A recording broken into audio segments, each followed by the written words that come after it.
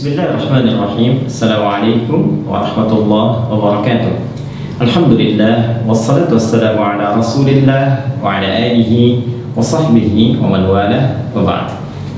Saudara-saudariku, di antara tuntunan fikih yang sangat penting diketahui dan dijalankan oleh setiap muslim ataupun muslimah dalam syariat Islam adalah tuntunan mandi janabah. Mandi besar yang dilakukan baik oleh lelaki ataupun perempuan yang telah mengalami mimpi tertentu atau telah berlangsungnya hubungan seksual suami istri secara legal atau hal-hal yang sejenis dengannya. Tuntunan dimaksud telah disampaikan oleh Rasulullah SAW dengan sangat detail dan direkam dengan sangat sempurna oleh para ulama kita, khususnya para ulama hadis dalam kitab-kitab hadis mereka. Di antara sekian kitab itu, bersama kita saat ini ada kitab Imam Muslim, dikenal dengan Sahih Muslim. Jika Anda memasuki kitab yang ketiga, yaitu Kitabul Haid, ya, di bab yang ke-9, bab Sifatul Ghuslil Janabah, bab tentang tata cara mandi janabah. Anda akan temukan di sini di nomor hadis 316, 317, ya, dan selanjutnya bagaimana Sayyidah Aisyah radhiyallahu taala anha memberikan contoh gambaran seperti yang disaksikan dari perbuatan Nabi sallallahu alaihi wasallam, yang dengan itu memberi petunjuk pada kita bagaimana cara mengerjakan mandi janabah dimaksud. Saya bacakan sejenak, kemudian kita akan praktekkan langsung, ya, dari lokasi kamar mandi tertentu supaya lebih paham apa yang akan coba kita lakukan. Saya akan bacakan satu hadis dulu, ya, ke rawi terakhirnya saja. Qala an Aisyah radhiyallahu taala anha qalat, hadis ini diperoleh dari Sayyidah Aisyah ummul mukminin, semoga Allah meridai kepada beliau. Beliau menyampaikan, kana Rasulullah sallallahu alaihi wasallam, adalah Rasulullah sallallahu alaihi wasallam, idza tasala minal janabati, apabila beliau melakukan mandi janabah, mandi besar, yabda'u fayaghsilu yadayhi, maka beliau akan memulai dengan mencuci kedua telapak tangannya dulu, dibersihkan dulu telapak tangannya.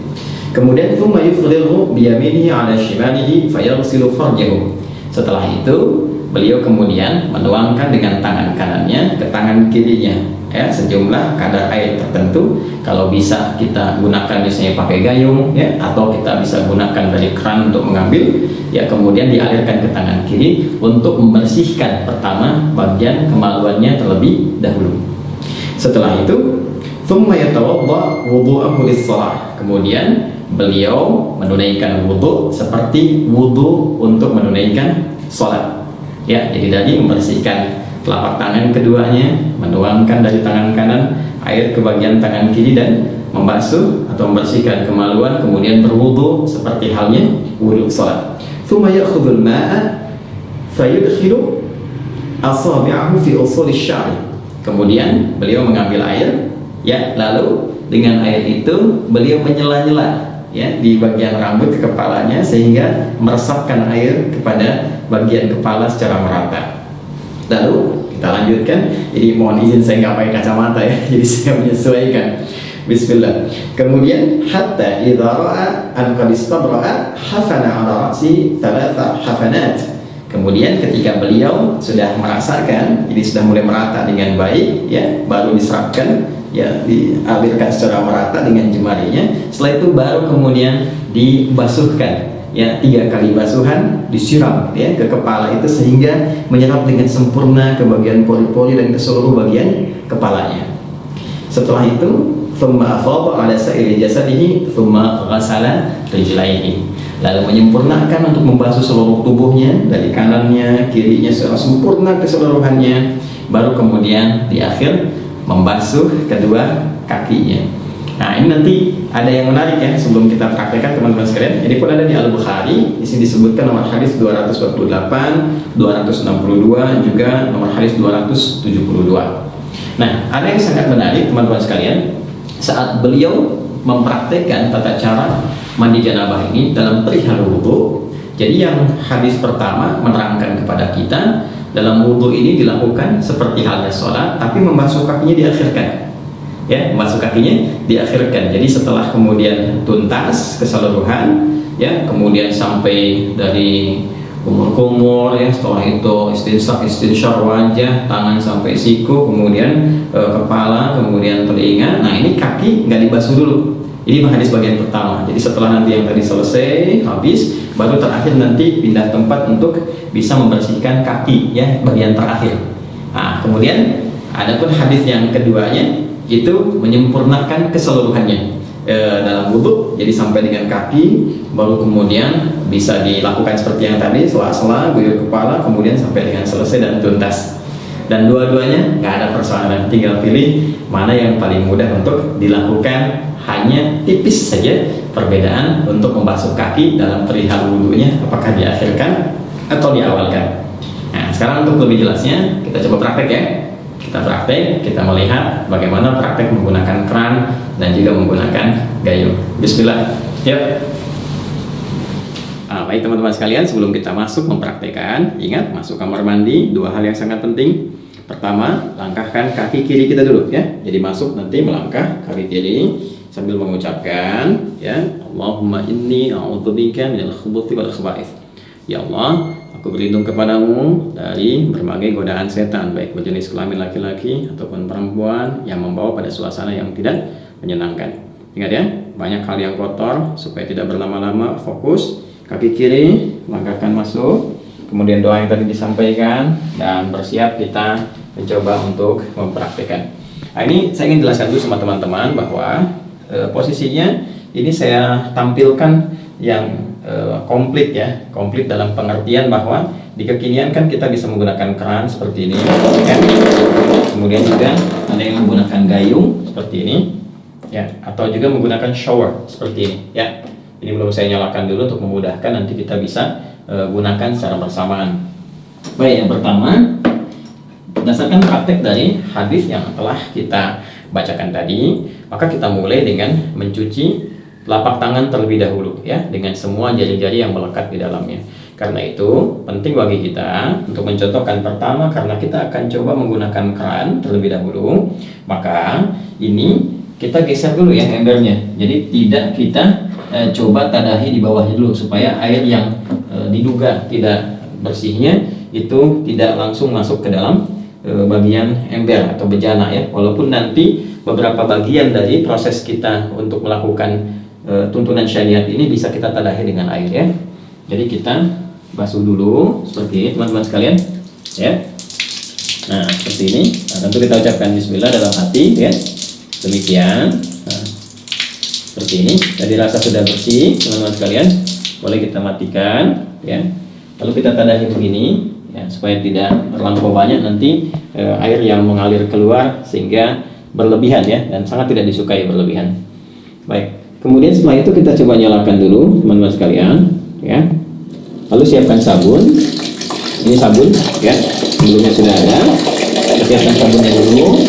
Nah, ini sabun penting karena nanti di dalam hadisnya teman-teman sekalian, itu nanti saat membasuh kemaluan, itu tangan setelah itu dibasuh dulu menggunakan tanah. Dalam hadisnya itu, ya, tanah. Nah, ini sebagai pengganti dalam konteks tanah itu bisa menggunakan apa? Menggunakan sabun, ya. Jadi intinya membersihkan kotoran, mungkin bakteri atau yang lain yang melekat di dalam tangan setelah membasuh kemaluan. Tadi sudah kita tangan sudah kita basuh, ya, sudah kita bersihkan. Setelah itu kita lebih baik sambil jongkok seperti ini, ya, sambil jongkok. Karena mungkin sisa-sisa dari bagian tubuh kita bisa juga dikeluarkan untuk mengalir. Kemudian setelah itu dibersihkan bagian kemaluan, ya. Jadi ambil air, teman-teman bersihkan bagian kemaluan dengan rapi, dengan bersih. Nah, setelah kemudian ini hadis tadi yang tidak sempat saya bacakan, ya, hadis yang keduanya, karena untuk mempercepat, ya, untuk mempercepat ke praktek. Jadi nanti setelah dibersihkan, ambil sabun, ya, di sabun diambil secukupnya. Kemudian, nah, seperti ini, ya. Nah, kita bisa kemudian cucikan dulu, basuhkan, kemudian baru kita bilas dengan menggunakan air seperti ini, ya. Nah, sudah selesai. Baik. Nah, ini sudah bersih bagian kemaluan. Lalu setelah itu kita bersiap untuk berwudu seperti wudunya sholat, ya. Jadi ini saya coba singkapkan dulu teman-teman sekalian, ya, sampai sini supaya ini bagian siku juga bisa ada batas yang terlihat. ini ya. Kita mulai wudhu seperti halnya wudhu untuk sholat. Nah, ini seperti biasa ya. Nah, boleh kalau mau begini lagi, ini kan sudah bersih di tangan tadi ya, begini. Nah, sudah berniat dalam hati kita. Nah, bismillah sudah kita ucapkan juga ke dalam hati kita. Kita mulai ya. Nah, ini kita bisa berkumur-kumur seperti biasa.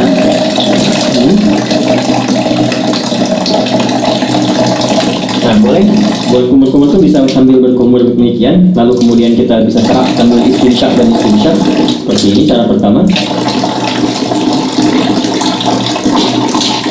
Jadi saya sambil menyerap ke hidung bagian, bisa juga kumur-kumurnya seperti tadi. Saya membersihkan bagian gigi ya, itu kebiasaan saya supaya kotoran-kotoran di makanan juga bisa sekaligus bisa keluar ya seperti tadi. Atau nanti kumur-kumur itu lalu bagian istinsyaknya boleh yang istinsyak dan istinsyak. Istinsyak itu menghirup air hidung ya, kemudian istinsyak dikeluarkan. Nah, dalam suasana COVID semacam ini itu penting karena nanti reseptor-reseptor virus itu yang suka menempel di bagian hidung ya, sebelum masuk ke laring, ke faring, lantas ke paru-paru, kita berlindung dari semua itu ya. Nah, ini bisa setidaknya bisa dikeluarkan dengan istinsyak, menghirup air ke hidung dan istinsyak dikeluarkan. Seperti contohnya ya, hirup ya, jelas ya. Baik. Nah, ini teman-teman sekalian sudah. Kemudian seperti biasa ke wajah ya.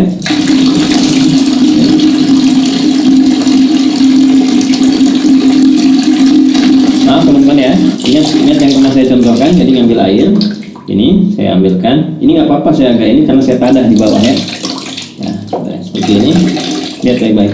Nah, begini. Ini yang jempol ya, ke bagian belakang telinga begini. Lalu seperti ini, teman-teman. Nah, tadi sudah begini ke bagian belakang, begini. Nah, yang telunjuk ke sini untuk membersihkan bagian ujung-ujung mata. Tuh. Kalau yang ada jenggot dimulai seperti ini ya.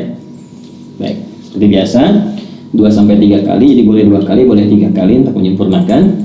Saya contohkan seperti itu saja ya. Jadi kemudian teman-teman, nah ini kalau biasanya saya kalau nggak pakai tadah di bawah seperti di tempat wudhu masjid atau apa, ini dibuka, nanti biasanya saya matikan dulu gini. Tuh, ya, tangan sampai siku seperti biasa, kanan dulu sampai selesai ya. Lalu setelah itu biasa yang kirinya ya, ini 2 kali, bisa 2 kali ya, sampai 3 kali, baru setelah 2-3 kali kiri ya. Nah, ini juga sama ya, 2-3 kali teman-teman sekalian. 2-3 kali itu ambil air lagi ya, kalau kita mau rasakan begini nggak ada masalah. Terus setelah itu bagian kepala kita rasakan ya, diusap sini ke belakang, balikan kembali ya.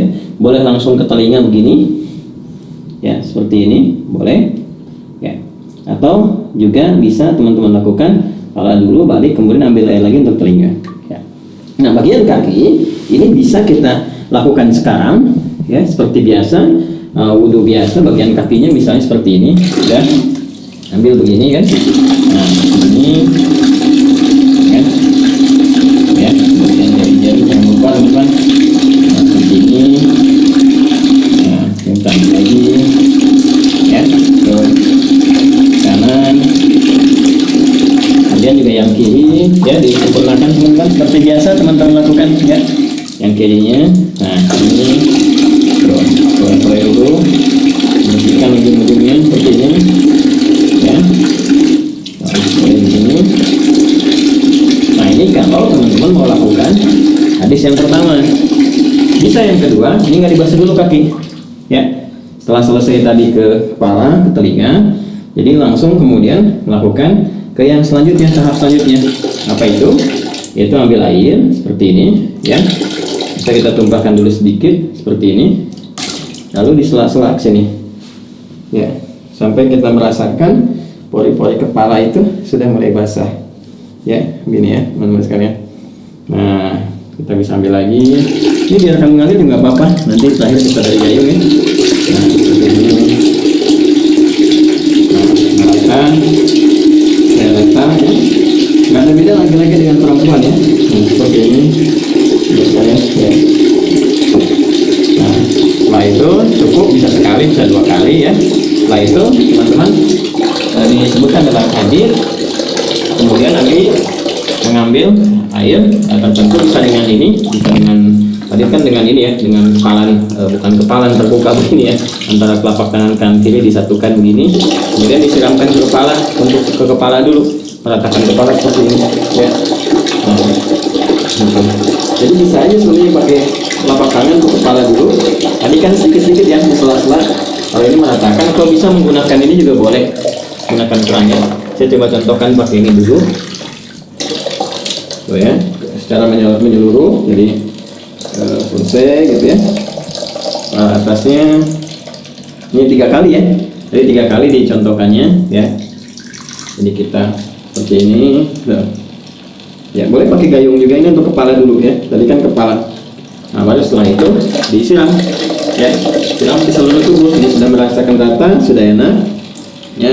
Nanti ada hikmahnya loh, kenapa kepala dulu itu ada hikmahnya ya, termasuk nanti terkait dengan kesehatan, kesegaran tubuh, dan juga bagaimana menghidupkan kembali semangat dalam beraktivitas supaya nggak malas, lemas, kemudian daya pikir jadi kuat dan sebagainya ya. Lalu kemudian membantu secara sempurna dari bagian kanan sampai kiri sampai dengan selesai. Ini kalau kepala sudah, kita turun dari sini ya. Nah, sampai selesai, terus rasakan ya. Jadi juga pinjam sini, terus rasakan sampai dengan selesai ya, sampai selesai semuanya ya. Sabun seperti biasa. Nah, kalau pakai shower, nah ini ya di atas ini. Nah, ini saya turunin dulu ya, biar memudahkan, biar nggak ini sama kamera, kan ini bisa begini juga ya. Nah, ini tinggal begini aja, atau dipasang di atas seperti tadi ya. Nah, ini pasangkan lagi. Nah ya, kemudian seperti ini. Nah, ini lebih rata ya, ambil kanan ini pakai apa, pakai sabun dan seterusnya. Nah, kemudian selesai teman-teman sekalian. Nah ya, jadi ini sudah disabunin, rata semua. Nah, kalau bagian pertama tadi yang kakinya belum dibasuh, belum dibersihkan, maka berpindah tempat ya. Berpindah tempat tuh gini, supaya tidak teraliri oleh air yang tadi sudah kita basuhkan ke tubuh kita, sehingga masih bercampur kotoran-kotoran yang mungkin tidak mengalir sempurna. Itu ya hikmahnya.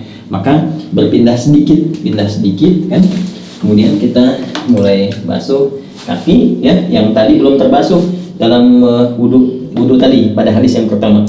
Boleh kita basuhkan sesuai seperti yang dalam apa namanya wudhu. Kita ambil saya begini ya, kita basuhkan. Nah, seperti ini ya, ini basuh kaki secara sempurna ya kan. Lagi, nah seperti ini ya. Atau karena saat mandi tadi kan sudah dibersih, gosok-gosok, bisa tinggal begini juga bisa ya, begini bisa. Nah seperti itu. Nah cuma kalau kita ambil hadis yang kedua, hadis yang kedua kita ingin gunakan wudhunya sempurna sampai dengan ke kaki seperti tadi saya contohkan, maka yang terakhir nggak perlu dilakukan lagi ya, cukup kita siram aja untuk selanjutnya kan, selesaikan dan sudah selesai. Nah karena sudah mandi besar itu menghilangkan hadas-hadas yang besar, otomatis yang kecil juga hilang ya, jadi tidak perlu kita berwudu kembali. Kalaupun ada yang ingin berwudu kembali ya tidak dipersalahkan juga, tapi karena sudah selesai kan tadi wudu sudah, kemudian mandinya juga sudah, jadi tidak wudu pun ya tidak menjadi persoalan, tidak perlu wudu lagi, tinggal pakai handuk ya, diselesaikan, dirapikan dan selesai tuntas. Nah ini teman-teman, Abin nggak bawakan anduk jadi saya harus keluar untuk contohkan dulu, keluar kamar mandi dengan menggunakan kaki kanan ya. Kita keluarkan menggunakan kaki kanan seperti ini ya, sambil kita mengucapkan ghufranaka ya, ghufranaka ta alhamdulillahilladzi adhaba 'anil adha wa 'afani ya. Ya Allah, ampuni kami, ya Allah maafkan, karena saat tadi di kamar mandi kan kita nggak berzikir ya, nggak mengucapkan kalimat thayyibah, dan dalam situasi tempat yang tidak bersih dan penuh dengan godaan-godaan setan. Kemudian kita juga bersyukur pada Allah, segala puji bagi Allah yang telah menghilangkan berbagai gangguan dan menyehatkan kita setelah kita mandi kembali. Jadi mandi itu ada kaitan dengan kesehatan, kekuatan. Nah, itulah Islam mengajarkan kita. Teman-teman sekalian, itu yang bisa di-share, disampaikan. Wah, ini udah dicontohkan sepenuh hati, fisik dan jiwa. Jadi kalau belum jelas juga ya tinggal berikan petunjuk lah dengan cara apa lagi saya mesti mengajarkannya. Ini hadis yang sudah ditampilkan maknanya udah disampaikan, basah-basahan juga udah, tinggal mudah-mudahan bermanfaat. Ya, saling mendoakan. Terima kasih. Subhanakallahumma wa bihamdika asyhadu an la ilaha illa anta astaghfiruka wa atubu ilaik. Assalamualaikum warahmatullahi wabarakatuh.